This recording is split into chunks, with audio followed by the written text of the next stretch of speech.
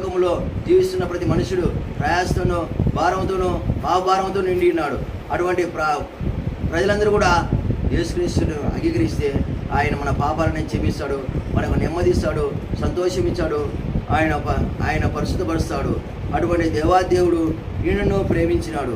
అంత మాత్రంగానే యేసు చెప్తున్నాడు, నేనే మార్గమును, నేనే సత్యమును, నేనే జీవమునైనాను, నా ద్వారా తప్ప ఎవరిను పరలోక రాజ్యమునకు చేరని ప్రభు అయిన యేసుక్రీస్తు వారు సెలవిస్తున్నారు. కాబట్టి యేసుక్రీస్తు వారే నీ కొరకు నా కొరకు ఈ లోకానికి వచ్చిన దేవుడు, ఆయన సత్యమైన దేవుడు, ఆయన మార్గం ఏర్పరిచినాడు, పరలోకానికి ఆయన మార్గం ఏర్పరిచినాడు. నన్ను పరలోకాన్ని తీసుకోవడానికి ఆయన మార్గం ఇచ్చాడు. ప్రస్తుత గ్రంథం బైబిల్ సెలవిస్తుంది, మేకల యొక్క రక్తము, గొర్రెల యొక్క రక్తము, వీళ్ళ యొక్క రక్తము పాపం తీసేయక అసాధ్యమని. కాబట్టి యేసు యొక్క రక్తం ద్వారానే మనకు పాప విమోచన. కానీ ఈ లోకంలో ఏ రక్తం ద్వారా మనకు పాప విమోచన జరగదు. అందుకని యేసుక్రీస్తు వారే నీ కొరకు నా కొరకు రక్తం తీయించినాడు. ఆయనే మన కొరకు ఆ శిలువలో బలియాగంగా అర్పించబడి మరణించినాడు, సమాధి చేయబడినాడు, తిరిగి లేచిన దేవుడు, ఆయన విజయశాలిని దేవుడు. ఆయన ద్వారానే మన పాప విమోచన. అందుకే యేసు మన పరిశుద్ధ గ్రంథం